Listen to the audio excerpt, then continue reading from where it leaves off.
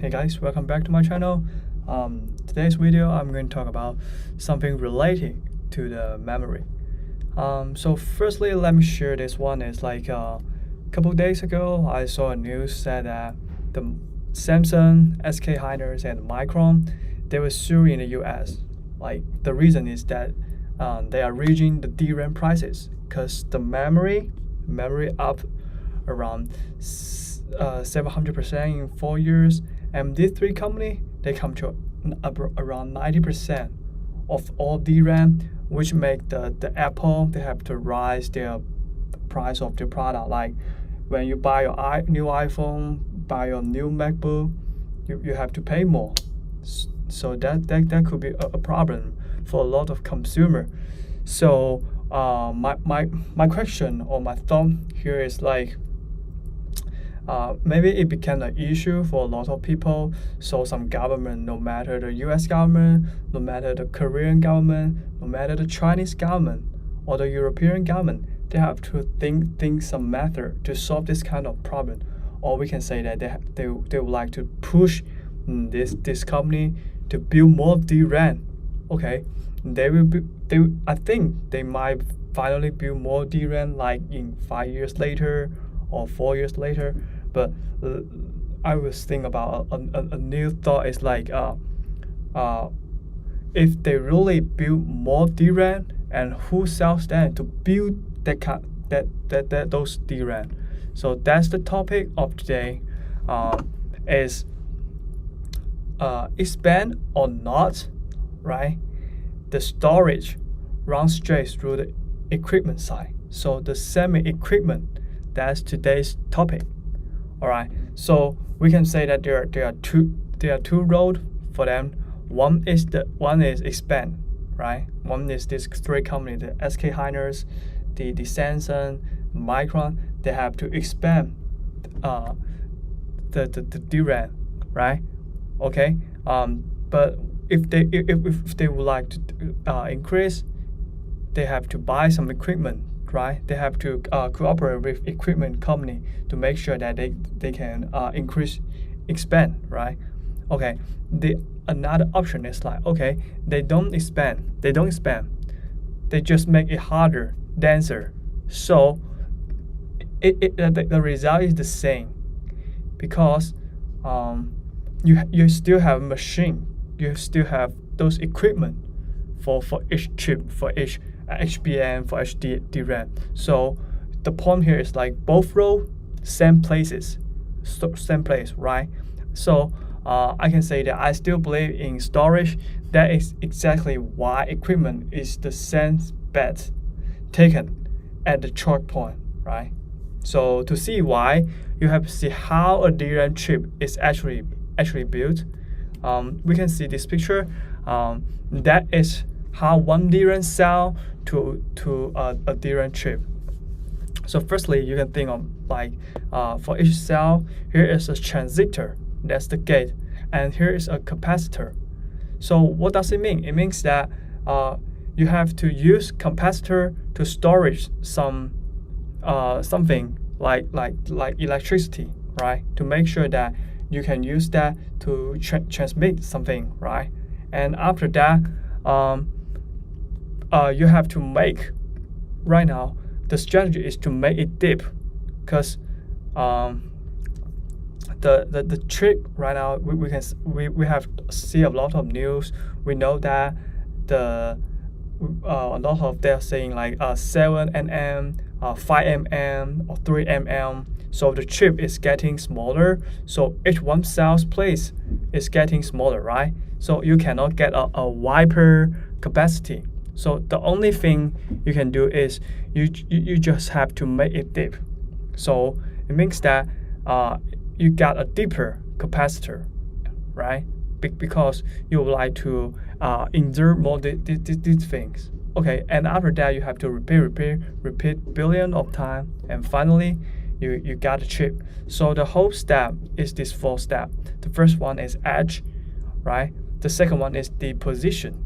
You have to ping the well walls, and you use a technology called ALD, which means that you can paint something here to make sure that the electricity can move smoothly. And thirdly, you have to inspection. You have to make sure that each cell is perfectly matched, and each cell is pretty gray. You have to check the depth. You have to check whether they align or not. And finally, that is packaging. You have to step this DRAM into HBM. So that's the whole process of one DRAM cell to a DRAM chip, and after that to make it be a HBM. So that's the whole process. And after that, we would like to talk about why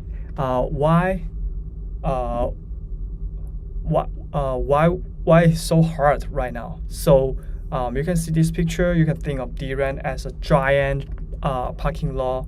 So we have said that we have talked before, right? What is inside a memory cell? It actually have two parts. First part is transistor. That here's like a gate. So it can help the cell to storage or not. If it is okay. If it flows into the tiny plug-in, that is the capacitor. So why does it go deep? We have talked before, right? Because you can go wider. You can go wider. The only thing you can do is to go deeper. So after you dip it very deep, you have to keep it very straight, and then finally you have to coat it.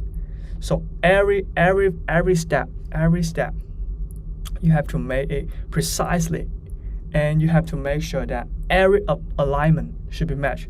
So this is the reason why that is so hard, right? So you have to etch ultra deep, and you have to narrow the trench, and finally you have to coat it. You have to coat it very uniformly, right? So each single step matters.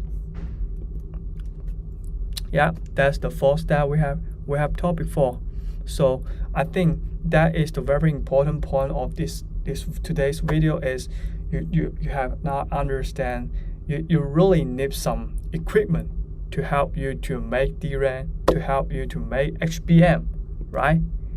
And after that, we should talk about is like after you are knowing the structure is getting harder, you are taking more and more steps to make sure that you get your perfect DRAM, and also which means that you have to buy more equipment, right? So the demand of equipment should be increased more and more, right?